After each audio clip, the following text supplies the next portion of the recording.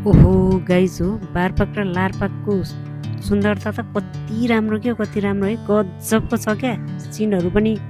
यदि राम्रोसँग देख्न सकिएको भए त बवाल नै हो तर के गर्ने डाँडा काँडाले बादलको सिरेको ओडेको ओडे त्यस पछाडि आकाशले चाहिँ पिसाब फेरेको फेरि त्यही भएर हामीले त सबै कुराहरू त हेर्न पाइएन के अरे है के गर्ने तर पनि जति देखियो त्यो चाहिँ एकदमै राम्रो थियो क्या जो चाहिँ हुन त अब गोर्खाको सुन्दर ठाउँमध्ये प्रख्यात प्रसिद्ध ठाउँ नै भनौँ न त्योमा नै पर्छ के अरे बारपाक र लारपाक तर पनि चित्त बुझाएर फर्कियो राम्रोसँग हेर्न नपाए पनि गाउँ चाहिँ स्पष्टसँग नै देखियो होइन तर डाँडा काँडाबाट सिनहरू चाहिँ देख्न सकिएन क्या त्यही पनि हामीलाई चाहिँ रमाइलो फिल भयो हामी आँखामा क्याप्चर गरेर लिएर जाँदैछौँ है त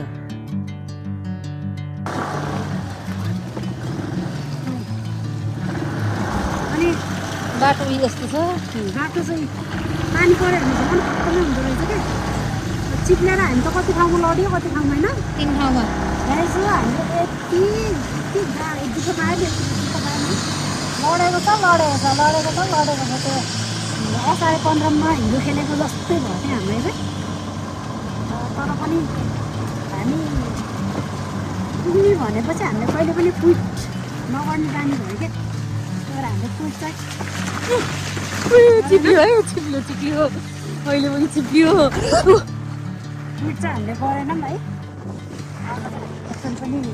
डेस्टिनेसनसम्म यहाँ आउने भनेपछि हामीले आएरै छोड्यौँ क्या क्विट गर्ने बानी चाहिँ हाम्रो सिक्युरिटी छैन भनेपछि हामी लडेर हुन्छ के गरेर हुन्छ जसरी पनि पुगेरै छोड्छ तर यहाँ पनि आएरै छोडियो ठाउँ राम्रो रहेछ आउनुपर्छ सबैले नेपाल आएनुपर्छ अनि हामीले चाहिँ हिमालहरू देख्न पाइएन त्यहाँबाट सिनहरू दामी दामी देख्ने रहेछ त्यो चाहिँ देख्न पाइएन वेदर राम्रो नभएको कारणले अब वेदर राम्रो भएको बेलामा तपाईँहरू आउनुभयो भने चाहिँ सब कुराहरू हेर्न सक्नुहुन्छ है यहाँबाट यस्तो राम्रो राम्रो भ्यूहरू देख्न सक्नुहुन्छ गाइस हो एकचोटि सबैले घुम्नै पर्ने ठाउँ है त्यो चाहिँ त्यही अब भन्नुपर्ने है अब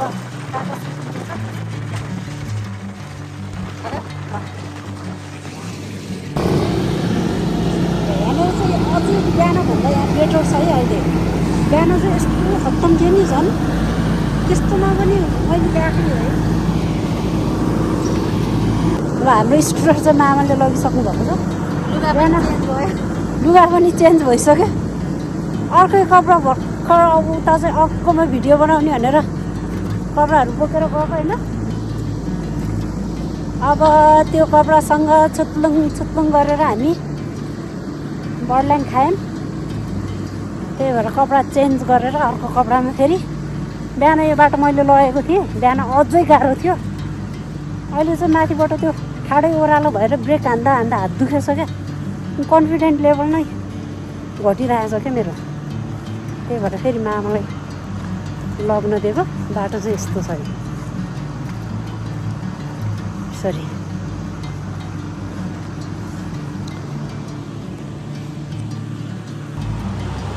बाटो बनाउँदैछ हिजो बेलुका डेन्जर पानी परेको रहेछ क्या त्यही भएर बाटो सबै खत्तम छ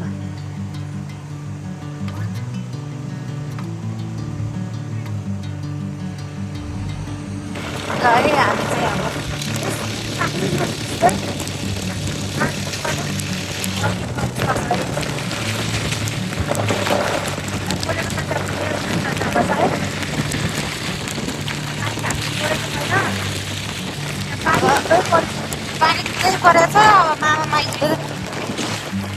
रेनको पनि छैन है अब के गर्नु मोबाइल पनि भिज्यो अनकम्फर्टेबल भए पनि यसरी हामी चाहिँ रेनकोट ओढेर ट्राभल गरिरहेछौँ है अन्त वे नै छौँ हामी अब कहाँ गएर बस्छौँ थाहा छैन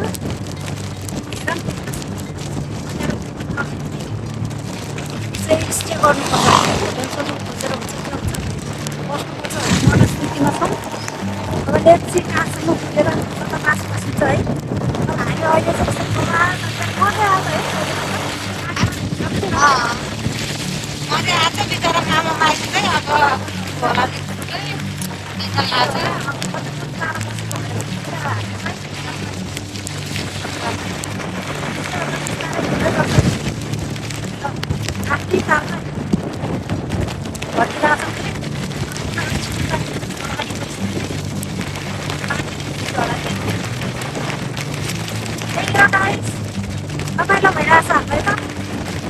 त्यो हेरेपछि आफ्नो ल है हामी यो 12 सिङ्गेबाट छिरेको हो फेरि 12 सिङ्गे घुमेर हामी चाहिँ ठ्याक्क फेरि 12 सिङ्गेमा नै पल्टिसकेका छौँ रात चाहिँ परिसकेको छ लगाइदियो ल यता हेर्दै एकचोटि हामी चाहिँ एक दिनमै बारपाक लारपाक पुगेर फर्केको अवस्था छ है यहाँ यही पोइन्टबाट गएको यही पोइन्टमा फर्केर आयौँ चिया खाएर फेरि अब कता हुन्छ हामी त्यति बेला छौँ बाई बाई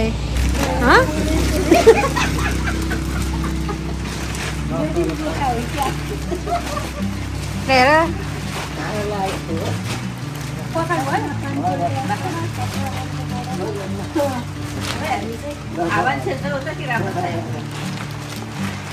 छाती भिज्न नपरे भयो भइहाल्यो त्यो पनि महँगै हो यो 70 रुपियाँ 60 रुपियाँको प्लास्टिक हो होइन अनि 100 रुपियाँ मान्छेहरू त खास हामी बस्न खोजेको चाहिँ यहाँ पानी परेको भएर होइन यहाँ पनि रुमहरू राम्रो छैन भन्ने कुरा भयो त्यही भएर हामी चाहिँ अहिले आफू खैरनीमै जानेवाला मान्छेहरूको चाहिँ रेनकोट नभएर यस्तो खालको रेनकोट लाउन लाग्छ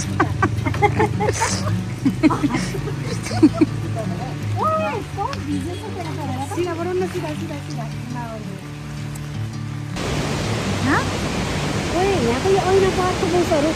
बगाएर लैदेन त अनि के छ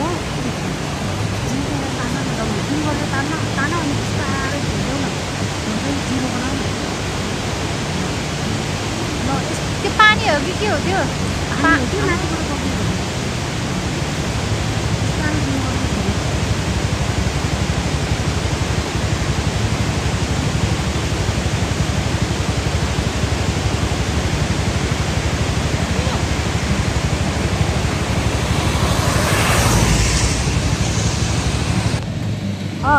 यो चाहिँ ऐना पोखरा भन्ने ठाउँ हो क्या है अनि यहाँ चाहिँ अहिले त कुराहरू बनाएको छ कि हेर्नको लागि त्यो माथिबाट चाहिँ त्यत्रो छरा धरिरहेको रहेछ पानी भनेपछि पानी चाहिँ डेन्जर पर्ने रहेछ कि माथि पनि होइन यति ठुलो छरा धरिरहेको पहिलो चाहिँ नल्याएर रहेछ त्यो पानीले पहिलो कुसो हानेको क्या पहिला त सुरुमा त पहिलोको त हुँदैन रहेछ भाइ बर्खामा हिँड्न चाहिँ अलि डरै छ बर्खामा हिँड्न चाहिँ डरै छ है कतिखेर के हुन्छ भन्न सकिँदैन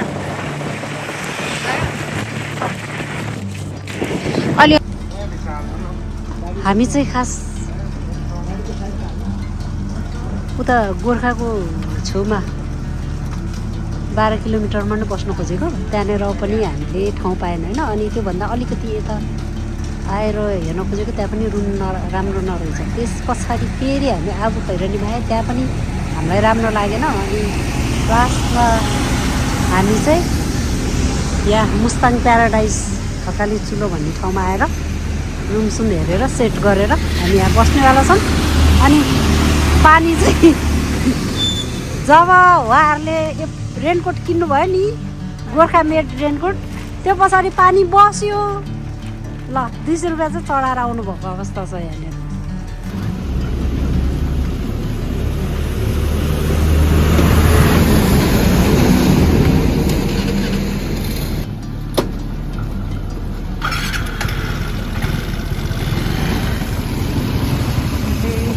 बस्छौँ आज रमाइलो डाँडामा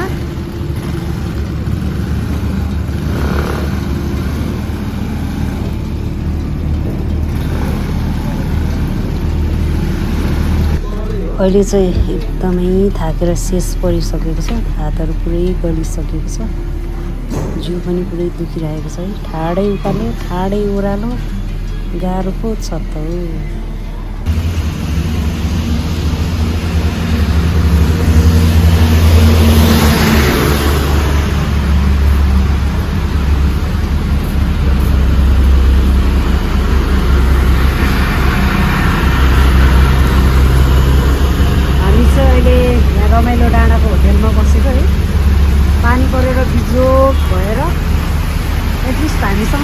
रेनकोट थियो, हामीले रेनकोट हालेको थियौँ, तर नानाहरूले चाहिँ रेनकोट नहालेको भएर पानी पनि एकदमै ठुलो पऱ्यो। अनि काठमाडौँ जान सकिन्थ्यो, हामी पुग्न सकिन्थ्यो, तर पानी बब्बाल ठुलो परेको भएर हामीले चाहिँ नगएर हामी बाटो यति ठुलो छ, पानी यस्तै खतरा तन्काले परिरहेछ हौ। भोलिसम्म पनि यस्तै भयो भने त भोलि पनि बिहान छिटो हिँड्न सकिँदैन। ल अब चाहिँ हामी अहिले बेलुका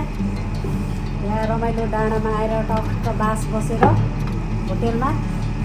आजको हाम्रो अहिले बेलुका खानेकुराहरू चाहिँ यहाँ छ है। हुन आउँदैछ, कुनै चाहिँ अब हामी खाँदैछौँ।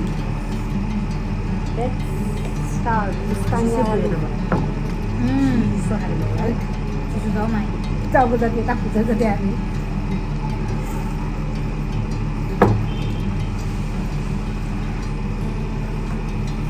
यसको मुखमा खानु पर्यो भने बन्दीमा हाल्न अनि पाता लाँदा छोडेको देखाइदियो बाटोमा त आउनु भएन।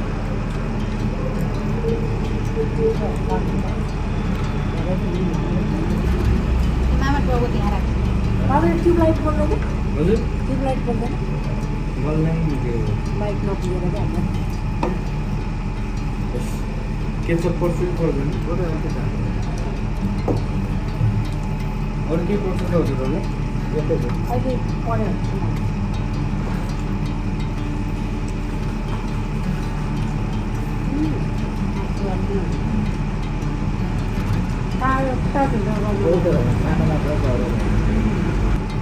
ठुलो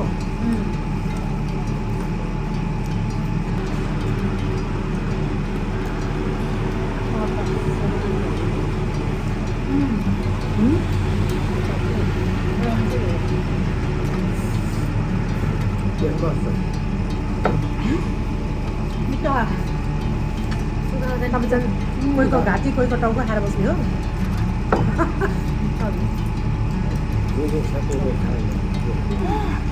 लौ न पिरो भयो के पिरो भयो खोर्सानी त भइदिएको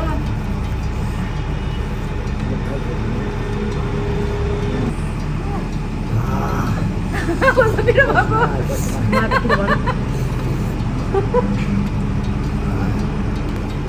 गाउँ जाउँ जस्तै जस्तै हुन्छ, तर अलि फरक हुन्छ क्या यो म जाँदाखेरि चाहिँ त्यहाँ स्याउ र आरू बाहेक अरू केही पनि आरू बरु फलिलो यत्रो होस् कति गुलियो कि आँखो पनि नपाइकन सिटिङ 204 हो तिमी आलु पनि भनेको आलु 204 अब अर्को हिसाब गर्नु क्या 12 आज धेरै जस्तो लाग्यो। आज यस्तो भयो उकालो डाइरेक्ट भयो ओह्रालो डाइरेक्ट आइयो कोही बेला मलाई लामो लाग्यो कुदाउन पाएको छैन त राम्रो हुन्छ कुदाउनु थाहा छैन यहाँ उता त कुदाउनु पाइएको थियो नि स्कुटर जाँदाखेरि त्यो उकालै गयो आउँदाखेरि ब्रेक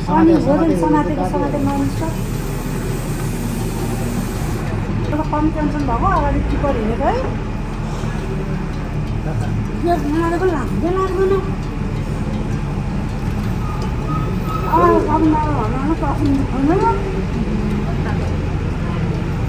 हाम्रो बाइकहरूमा ब्रेक लगायो भने स्टार्ट गरेर 2 नम्बर हालेर उ गरेर पनि ब्रेक लाग्छ कि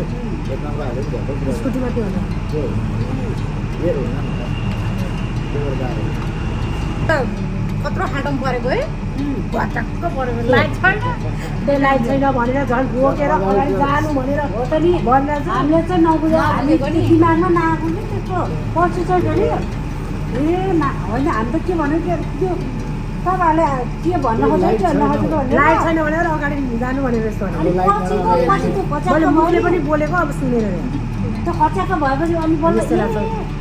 हाम्रो अगाडि जानेको त लाइटको फोर्स आमाले मामाले पुऱ्याउने भनेर पुऱ्याउँछ भनेर बल्ल त्यति बेला दिमागमा आएको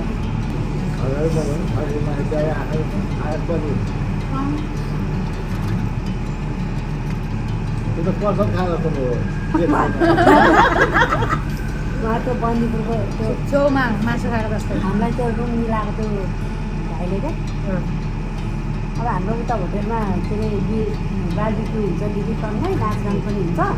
बेलुका चाहिँ त्यहाँ जम्मा हुँदा राम्रो हुन्छ भनेर भन्यो बार्बिक्यू गर्ने टन्ना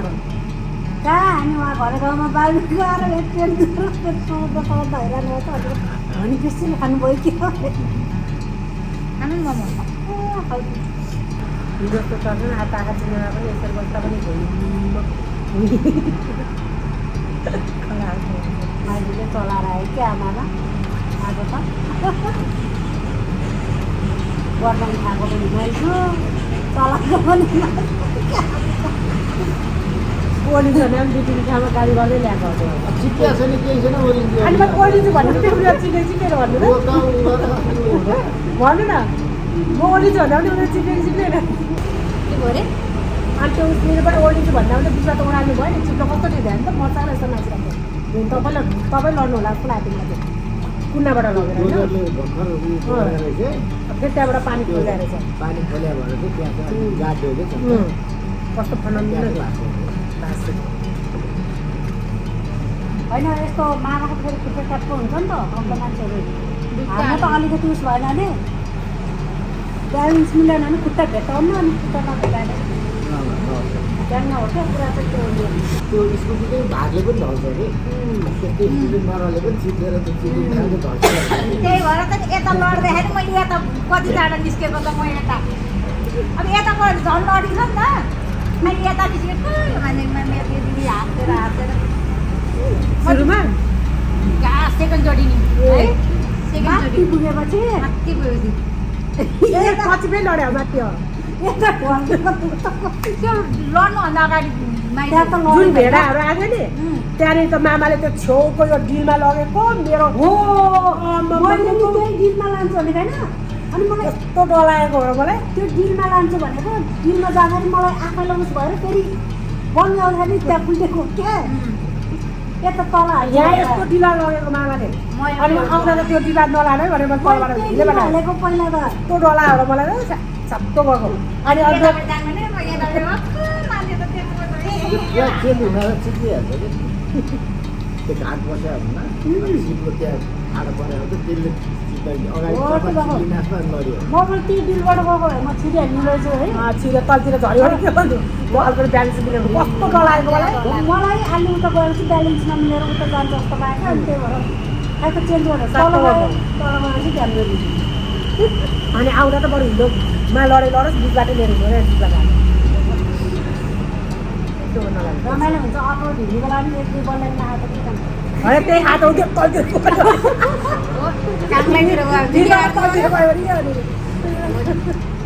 ठाउँ जाने भने अब 1 वर्ष पछाडि सबै पिच हुन्छ अनि पिच गर्नु त रेडी पारिसकेको ठाउँ पानी नपऱ्यो अरे कहीँ हिँड्नु नहुन्थ्यो कि हाम्रो खाना चाहिँ आजको सकिएको अवस्था चाहिँ निस्किँदैछौँ रमाइलो डाँडाबाट अब झन्डै 10 बजे वरिपरि चाहिँ हामी होटेलबाट निस्किएर काठमाडौँतिर फर्किँदैछौँ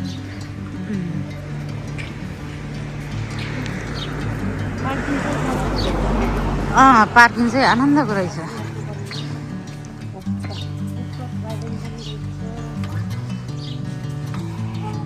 मलेकुमा खाना खानको लागि रोकिरहेछौँ है अनि यहाँबाट चाहिँ ठाउँ चाहिँ स्पेस मजाको रहेछ यहाँ बसेर खालि उहाँलाई छन् त्यसरी थाकेको अवस्थामा लाखा पाखा भएर बसिरहेछन् रिभर साइडमा चाहिँ यसरी रिभरलाई हेर्दै कस्तो मैलो पानी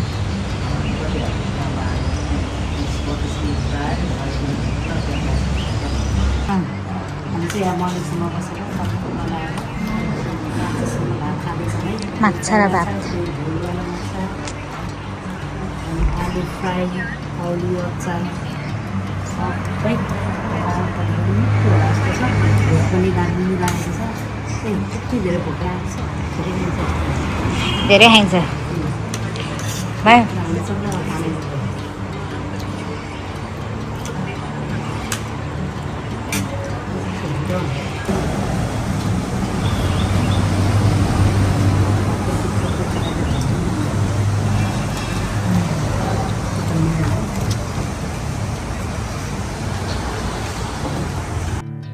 3 दिनसम्म लगातार स्कुटरमा हिँड्दै ठाउँहरू भिजिट गर्दै होइन। पहिला चाहिँ हामी डाइरेक्ट घले गाउँ गयौँ, त्यस पछाडि बन्दीपुर, अनि बन्दीपुर पछाडि हामी चाहिँ बारपाक र लारपाक पुगेर पनि आज चाहिँ हामी हाम्रो स्थानमा आइपुगेका छौँ। भिडियोलाई हेरेर जति मैले इन्जोय गरेँ तपाईँहरूले पनि पक्कै पनि त्यति नै इन्जोय गर्नुहुन्छ भन्ने म आशा गर्छु। यो च्यानललाई लाइक, कमेन्ट, सेयर अनि सब्सक्राइब गर्नुहोला। अनि फेरि अर्को भिडियोमा भेट्ने बाचा गर्दै अहिलेलाई बिदा हुन्छु। By by.